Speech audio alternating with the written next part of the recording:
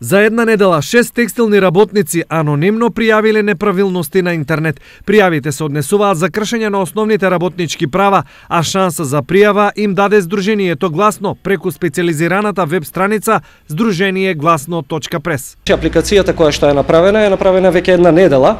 Досега имаме 6 пријави кои што се однесуваат за најчесто прекинување на договорите на определено, за користењето на годишниот одмор, за примерно се случува за боледување кога се луѓето дали ги се смеат да го прекинат договорот ако се на боледување и такви прашања кои што ги поставуваат и ги доставуваат до нас самите работници. Правната служба на Сдруженијето веднаш почнала и со обработка на пријавите и проценка дали има простор за институционална интервенција или не. Во дел од прашањата кои што беа поднесени од страна на работниците, досега нема потреба за ангажирање на институциите, затоа што нашата правна служба им ги толкуваше нивните дилеми кои што ги има и ги информираа дека тие права и законски обврски се по закон направени. Инаку годинава пред активирањето на веб страницата Гласно, пријавите за прекршоци ги примал во писмена форма, а случаи во кои работници се пожалеле од своите работодавци имало над 2000. Исто така е многу битно да ја вратиме назад до вербата кон институциите, за да можеме да ја покажеме и